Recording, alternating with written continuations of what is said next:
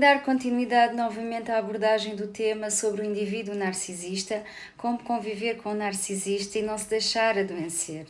Vou começar por mencionar a oitava característica, que reflete um pouco a imagem do indivíduo quando vê os outros como uma ameaça.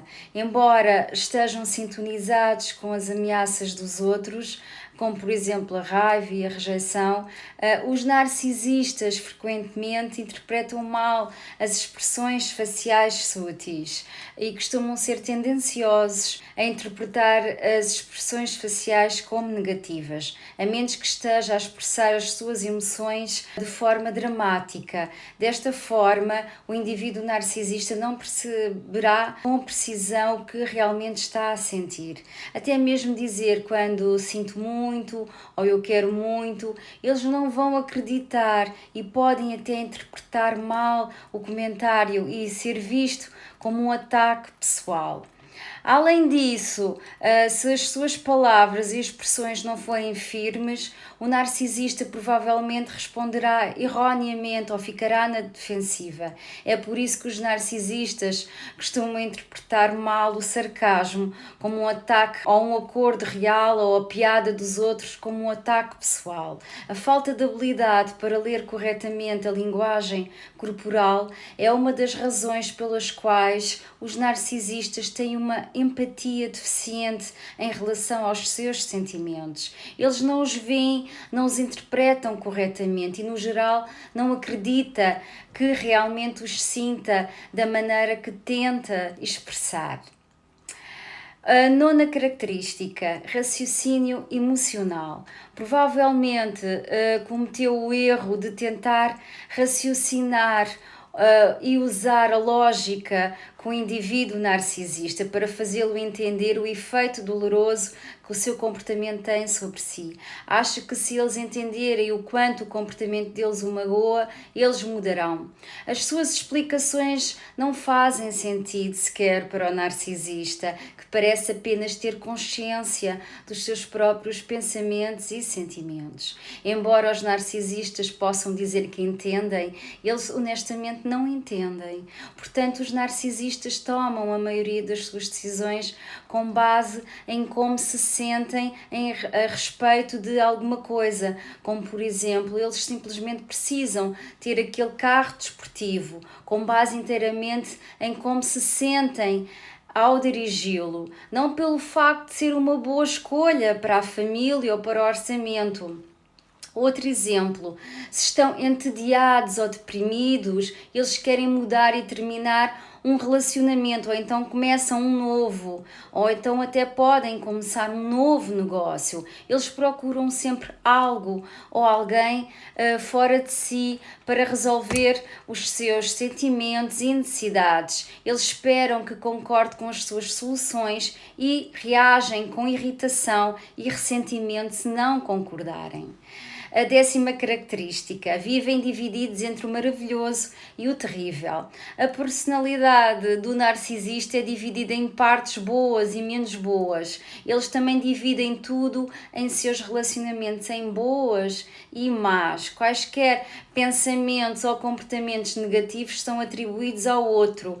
Eles negam as suas palavras e ações negativas, enquanto continuamente o acusam de desaprovação. Eles também se lembram de coisas como completamente boas e maravilhosas ou então terríveis. Os narcisistas não são capazes de ver, sentir ou lembrar do positivo e do negativo comumente de uma situação. Eles podem lidar apenas numa perspectiva de cada vez, uma de cada vez, e será sempre a perspectiva deles.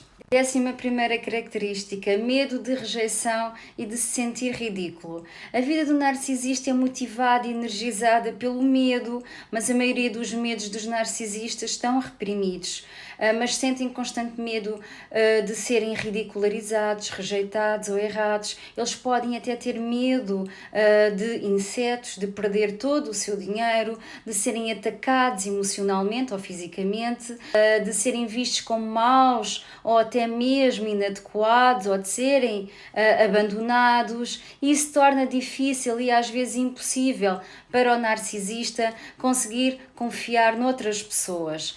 Na verdade, quanto mais próximo o seu relacionamento com eles for, menos confiarão em si. Os narcisistas temem qualquer intimidade ou vulnerabilidade, porque temem que veja as suas falhas ou fraquezas e o julgue ou rejeite.